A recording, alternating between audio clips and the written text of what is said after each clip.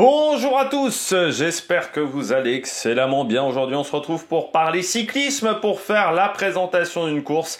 Et aujourd'hui on s'attaque au Grand Prix de Denain, deuxième manche de la Coupe de France. On va revenir un petit peu sur le parcours, l'histoire de cette épreuve, enfin le palmarès.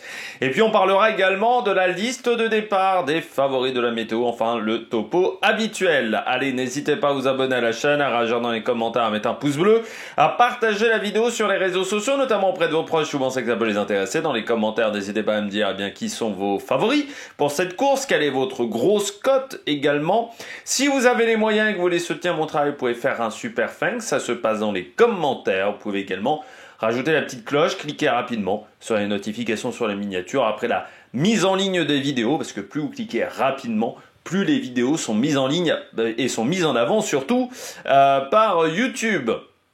On commence tout de suite avec cette épreuve, le Grand Prix de Denain, la plus roubaisienne des courses qui n'est pas Paris-Roubaix. La plus roubaisienne, pourquoi? Parce qu'on réutilise des secteurs de Paris-Roubaix, 13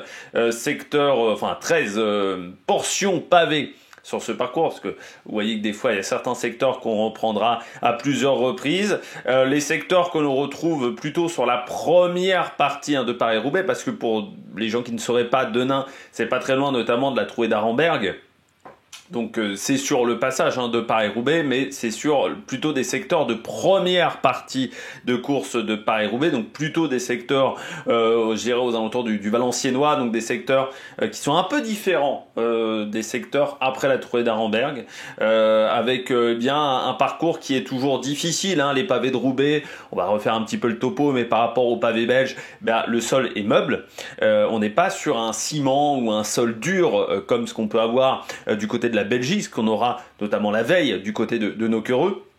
On est sur des secteurs qui sont sur un terrain meuble, une terre très sablonneuse, il faut bien le dire. Donc souvent on a des pavés qui ne sont pas totalement jointifs et ce qui provoque ces vibrations énormes.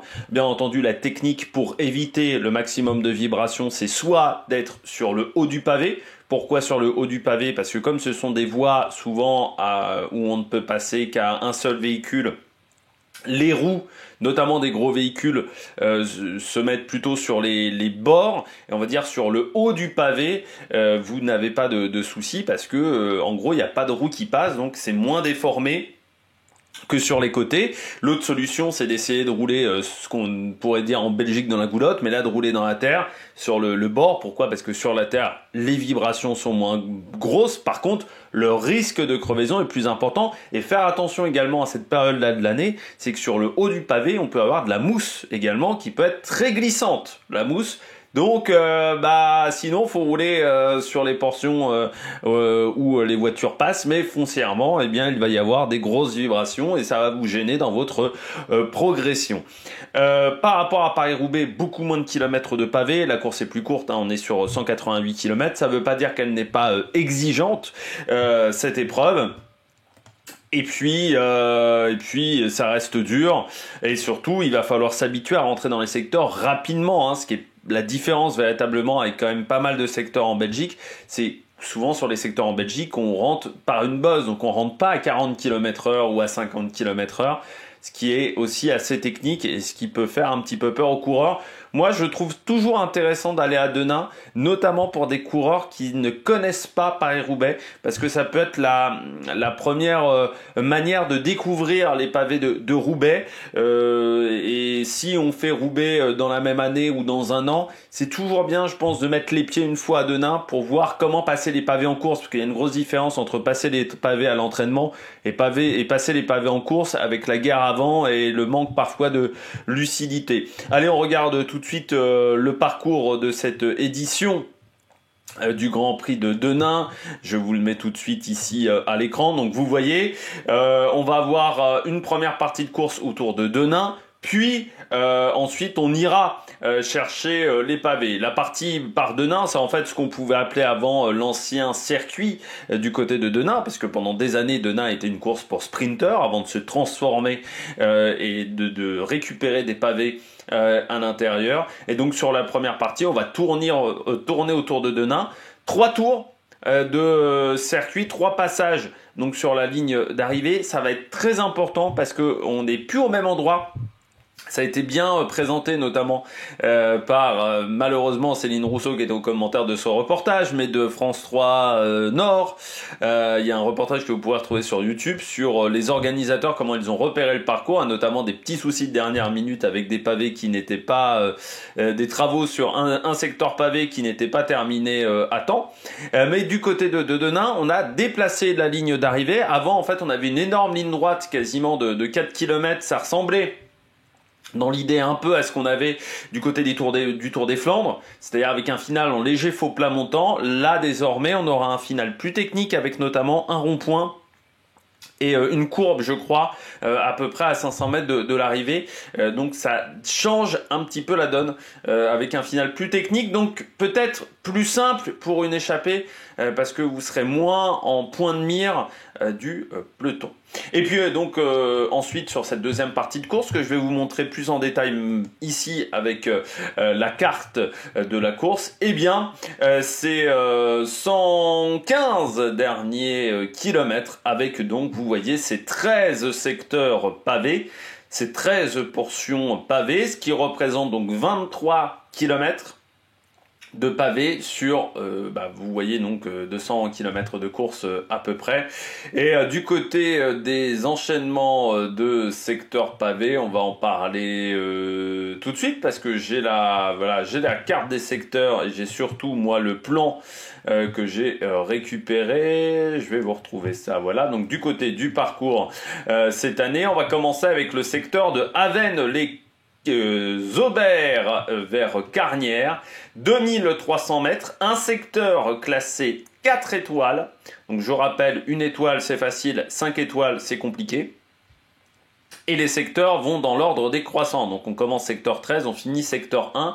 Donc ce secteur d'Avesnes-les-Aubert vers Carnières, donc 2300 mètres, c'est le secteur Robert Minkiewicz, voilà pour ceux qui veulent savoir, du côté de ce secteur. On enchaîne ensuite avec le secteur de Saint-Hilaire, les Cambrai-Vesely, qui sera quasiment à 120 au kilomètre 117 le début. Donc on voit qu'on sera à 80 km de l'arrivée à peu près pour le premier passage dans ce secteur, si je ne me trompe pas. Je crois qu'on le reprend une deuxième fois, mais je ne suis plus sûr. Non, on ne doit pas le reprendre une deuxième fois. Non, on ne le reprend pas une deuxième fois. C'est un secteur long de 2600 mètres. C'est le secteur le plus compliqué.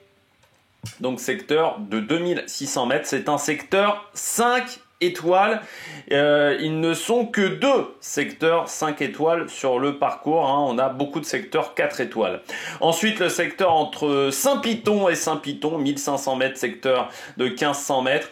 Secteur qu'on utilise notamment du côté de Paris-Roubaix. Là, on sera donc au départ, kilomètre 120.4, donc à vraiment 80 km de l'arrivée sur ce secteur de Saint-Piton. On aura une transition de 5-6 km avant d'avoir le secteur numéro 10. Secteur numéro 10 de 2300 mètres, Vertin sur Saint-Martin, vers Saint-Martin sur Écaillon, parce qu'il y a toujours une ville de départ et une ville d'arrivée, on va dire, du côté des secteurs. Un secteur qui va faire 2300 mètres, mais qui n'est classé que 3 étoiles. Donc autant vous dire que le pavé ne doit pas être extrêmement compliqué, parce qu'un secteur de 2300 mètres seulement classé 3 étoiles, ça veut dire que les pavés doivent se passer plutôt tranquillement. Et puis ensuite, le secteur numéro 9, de Capelle à Ruenne, donc ça c'est au kilomètre 135 pour le départ de ce secteur, donc on sera à encore 65 km de l'arrivée, et c'est un secteur 4 étoiles, ce secteur-là, de Capelle à Ruenne. C'est le secteur Crédit Mutuel, un des co-sponsors de cette épreuve. 1600 mètres, 4 étoiles. Le secteur numéro 8, lui, arrive après une petite phase de transition, peut-être la phase de transition la plus grande, une dizaine de kilomètres avant de récupérer ce secteur. Secteur 4 étoiles de 1200 mètres, secteur numéro 8, 4 étoiles, là également, entre Artres et Famars. Et puis le secteur, peut-être le secteur le plus compliqué entre Main et Kérénin, 2500 mètres, secteur numéro 7, 5 étoiles, secteur du département du Nord, et un secteur extrêmement compliqué. Il faudra faire attention à ce secteur entre Main et Kérénin. On enchaîne ensuite, parce que là on sera déjà dans les 50 derniers kilomètres, et quasiment enchaîné après le secteur de Main-Kérénin, et bien quasiment sans transition le secteur entre Kérénin et Verchin-Maugré, secteur Jean-Luc Derche, 1600 mètres, secteur 4 étoiles. Donc on enchaîne vraiment les secteurs dans cette zone-là, il faudra faire très attention. Et puis 4-5 km après, le secteur entre Montchaux sur Écaillon et Main, secteur numéro 5, 1600 mètres, mais secteur seulement 3 étoiles. De nouveau une phase de transition légère quand même, ça sera là encore 4-5 km avec une petite bosse au programme. Et on va enchaîner deux secteurs, le secteur 4 et le secteur 3, vraiment extrêmement proches entre ces deux secteurs. Le premier c'est Thian à Aspres, 1700 mètres, secteur 4 étoiles. Et puis Avesnes-le-Sec, Ordin, secteur qu'on connaît également du côté de Paris-Roubaix, 1800 mètres, secteur 4 étoiles. Et puis là, je dirais qu'on aura peut-être fait le plus dur à ce moment-là. Il restera encore deux secteurs. Le secteur de Mastin, mais qui est le seul secteur 2 étoiles de la course. Donc secteur techniquement le plus facile de cette épreuve. Pourquoi? Parce qu'il fait seulement 600 mètres. Et puis il est enchaîné avec le dernier secteur qui aura comme point de départ le kilométrage 190.4, c'est-à-dire on sera à 10 km de l'arrivée. Et c'est le secteur Alain Deleuil, comme l'ancien directeur sportif de la Cofidis qui a pris sa retraite. Secteur Alain Deleuil, 1600 mètres, secteur 4 étoiles. Et on se souvient que l'an dernier, c'est là où les coureurs étaient tous tombés dans la boue, parce que c'est un secteur qui est très très boueux, parce que vous avez des sorties de champs dans ce secteur-là, donc il faut faire très attention à ce dernier secteur. Et puis ensuite, donc on ressort donc à peu près à 8 km de l'arrivée, les 8 derniers kilomètres sur le plat, mais encore une fois, le final assez technique avec pas mal de ronds-points et d'intersections, donc il faudra faire attention à ce moment-là. On regarde tout de suite la météo de cette épreuve. Je peux vous en montrer même la carte du côté de la météo. J'ai voulu aller trop vite en besogne. La carte, vous voyez, donc on tourne autour de Denain, mais on est plutôt donc dans la partie valenciennoise des pavés, comme vous pouvez le voir. Donc je disais une bêtise parce qu'en fait c'est 13 secteurs différents. Il n'y a pas de secteur qu'on réutilise deux fois du côté de Denain. De ce Grand Prix de Denain, donc pas très loin de Valenciennes, comme vous pouvez le voir sur cette carte. Eh bien, un grand soleil de prévu sur la course avec des températures qui oscilleront entre 18 et 20 degrés. Un petit vent de sud-est, mais vraiment très léger. On ne dépassera pas les 15-20 km/h. Et vous voyez qu'il ne devrait pas gêner le déroulement de la course. Vent qui sera plutôt d'eau dans les différents secteurs. Surtout de la dernière partie de course, mais qui ne devrait pas faire de grandes différences ce vent. Donc un temps formidable pour les pavés, et puis en plus ça fait depuis 3-4 jours qu'il fait sec, donc je dirais qu'on ne devrait pas avoir de poussière. Par contre il faudra faire attention aux petites taches d'humidité qui peuvent rester à droite à gauche. Du côté du palmarès de cette épreuve, eh bien le Grand Prix de Denain, ça existe quand même depuis 1959. À l'époque c'était un Irlandais qui s'était imposé, Seamus Elliott, qui avait battu Marcel Ricard et Jean Stimblinski. Jean Stimblinski qui gagnera l'épreuve en 1968. José Samyn, lui, la gagne en 1967. José Samyn qui a donné le nom au Grand Prix Samyn après sa mort. C'est les grosses années de José Samyn. Parmi les vainqueurs, pas mal de vainqueurs français, notamment Frédéric Moncassin, 90-91, Hedwig van Hooijdonk en 92, le père de Nathan, l'ancien coureur de la Visma. Yann Kirsipou, 98-2001. Il y a eu également du Torusov, de Jimmy Casper, mais à l'époque, cette course n'avait pas de pavé à l'intérieur. L'épreuve sur les 10 dernières années, eh bien Nasser Boigny, vainqueur en 2014 et 2015. Dan McLay, en 2016 devant Thomas Bouda et Kenny De Haas. Arnaud Desmar, vainqueur en 2017 devant Nasser Boigny et Juan Sebastian Molano.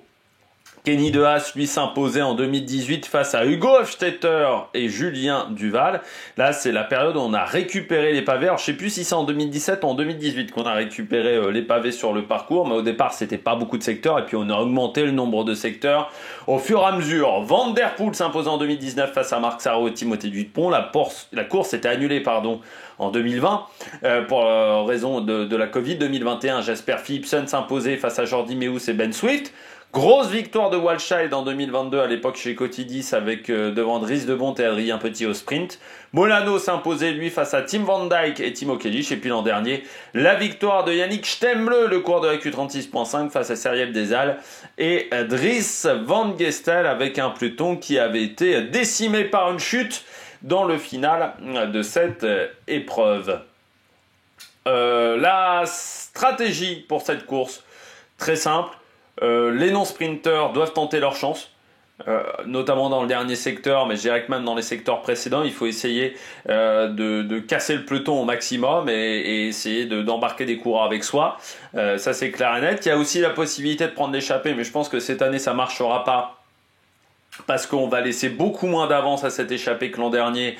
Vu qu'on s'est fait avoir l'an dernier dans les staffs et dans les briefings, je pense que ça va discuter un petit peu de ça. Et puis sinon, l'idée c'est vraiment de tenter sa chance dans le dernier secteur, mais ça sera quand même dur, je pense, d'éviter un sprint massif du côté de cette épreuve.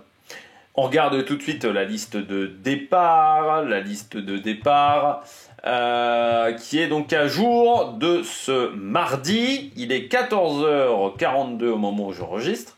On va regarder ça tout de suite. Hop là, elle est à jour. Donc, la Q36.5 part avec, bien entendu, le vainqueur de l'an dernier, Yannick Stemmle, qui aura le dossard 1. Il y aura également Emil Lippins et Giacomo Nizzolo du côté de la Visma. On part avec Mikael Grimstad-Hugleus, qui est un coureur de la réserve. On aura également Matthew Brennan, qu'on avait vu en début de saison, le Britannique, et puis Perstrand Hagenès du côté de la UAE, Baroncini, avec également Molano, ancien vainqueur de l'épreuve. La Soudal Quickstep part avec Gil Gelders et Dries Van Gestel du côté de cette formation. La Jayco Alula part avec Robert Donaldson ou encore Campbell Stewart et Max Walscheid, un ancien vainqueur de cette épreuve. Intermarché Venti avec Adrien Petit au départ, qui connaît très bien la région, et puis Hub Hart. Du côté de la Décathlon, on vient avec Sam Bennett, avec Oscar Chamberlain, alors qui va découvrir les pavés, plutôt un grimpeur, donc ça risque d'être compliqué. Et puis Pedersen, le Danois, du côté de cette formation. La Groupama FDJ vient avec Lewis Aski ou encore Eddy le 8-12. Du côté de la Cofidis, Pete Algart, encore Ludovic Robit. Du côté de la Bahrain Victorious, on vient avec Bruto Messo ou encore Vlad Van Mechelen. La Astana, la XDS Astana vient avec Max Kanter ou encore Chesbol. Alpecin de Koninck vient avec Tobias Bayer, Tibor Del Grosso et Johan Price-Peterson, qu'on a vu en très grande forme du côté du contre-la-montre de Tirreno Adriatico, mais qui a abandonné sur cette épreuve. L'Arkea BNB Hotel, Amaury Capiot et Luca Mozzato. On veut essayer de marquer des gros points, je pense, du côté d'Arkea sur cette épreuve. La Lotto vient avec Milan Menton, Alex Segart, notamment, et Stephen de Schrittener. Du côté de la Team Total Energy, Lucas Boniface avec Anthony Turgis et Sandy Dujardin, également Alexis Brunel. Donc on vient avec la grosse formation quasiment. Unibet Thiema Rocket vient avec Lucas Kubis ou encore Axel Huens. Et puis la Flanders baloise vient avec Jentel Van de Velde, Victor Vercouilly, qu'on devrait peut-être voir dans l'échappée, ou encore Alex Coleman. La Euskatel vient avec Aberasturi, ou encore David Decker, les sprinters. Pourquoi pas Van der Tug dans l'échappée. Wagner Bazin vient avec Cyriel Desal, ou encore Lambrecht, le néo-pro. Du côté de la Nice Métropole, on vient avec Jaakko Haninen ou encore André Mif Sud. Et Alexander Koninck, le néerlandais. La CIC Unante Atlantique, il n'y a plus Atlantique même dans le nom, vient avec Maël Guégan ou encore Romain Auger. Du côté de la Saint-Michel, préférence Home, Aubert 93, Romain Cardis sera dans l'équipe avec Jérémy Lecros. Et puis Van Niekerk qui avait été bon sur le Trobro-Léon. Et puis Van Rysel-Roubaix vient avec Reit Herm, et encore Kevin Avoine et Baptiste Plancart, course à domicile. Donc on devrait essayer de voir les maillots Van Rysel-Roubaix sur cette épreuve. Du côté de mes favoris pour cette course, eh bien les favoris, j'ai mis Arnaud Delis. Arnaud Delis qui ne vient pas à Milan-San Remo, qui a décidé de faire l'impasse sur la classique italienne, mais qui va vouloir se montrer sur ces 3 courses, Nocquereux, Grand Prix de Denain, et je pense qu'il fait la Corsaille Classique. Donc il faudra se montrer pour Arnaud Delis avec une grosse équipe. La Lotto qui a quand même été extrêmement discrète à la fois sur Tirreno, à la fois sur Paris-Nice. Ça serait bien de remettre un petit peu de l'ordre à tout ça. Mozzato, on voit que du côté d'Arkea, on vient avec la grosse formation. Alors la question par contre, c'est que parfois quand on joue les points UCI, ça veut dire qu'on a peu d'équipiers autour de soi et ça va peut-être être un désavantage pour Luca Mozzato dans le final, parce qu'on a bien compris que du côté d'Arkea, là il fallait marquer grandement des points pour déjà repasser devant Astana et Uno X, mais oui, il y a quand même encore 3000 points à aller chercher face à Cofidis notamment. Et puis Juan Sebastian Molano qui connaît cette épreuve, qui certes est tombé sur l'UAE Tour, il s'était fait mal à la cheville, mais qui est plutôt revenu plutôt pas mal, voilà Molano, et je me dis pourquoi pas miser sur le coureur colombien. Du côté des coureurs à suivre, Sam Bennett, toujours faire attention à Sam Bennett du côté de la Decathlon AG2R, et puis bon, le sponsor de cette formation est quand même Nordis, donc ça serait bien de se montrer. Tibor Del Grosso, dans cette équipe Alpecin, il n'y a pas forcément de gros leader. Il a peut-être l'opportunité de se montrer, Tibor Del Grosso. Et puis Anthony Turgis, qui avait fait une belle étape des chemins blancs l'an dernier sur le Tour de France, qu'il avait remporté cette étape-là. Et j'ai l'impression qu'il a retrouvé de la confiance. Et encore une fois, pour la formation totale, maintenant, il n'y a plus forcément tant d'opportunités que ça sur les grosses épreuves pavées du calendrier international. Donc, Grand Prix de Denain peut être un gros objectif de la saison pour cette formation. Du côté du programme TD, que j'ai totalement oublié de regarder, donc je vais vous dire ça tout de suite en direct, hop là, sur le site L'équipe, ça sera jeudi. Eh bien, ça sera aux alentours de 14h30, je crois, voilà, 14h30. France TV Sport et puis Eurosport également qui diffuseront cette épreuve, au moins sur Max, mais je pense également sur Eurosport. On aura la diffusion du Grand Prix de Denain du côté de cette journée. Donc on devrait retrouver cette épreuve sur la chaîne du groupe Discovery. Bon, eh bien, j'espère que vous avez... Et puis, arrivé aux alentours de 16h, normalement, du côté de cette course. Donc, n'hésitez pas à vous abonner à la chaîne, à réagir dans les commentaires, à mettre un pouce bleu. J'espère que vous avez aimé cette vidéo. Et puis, nous, on se retrouve pour de nouvelles aventures et surtout pour le débrief de cette course jeudi soir dans la soirée. Allez, ciao, ciao sur la Mérique Production.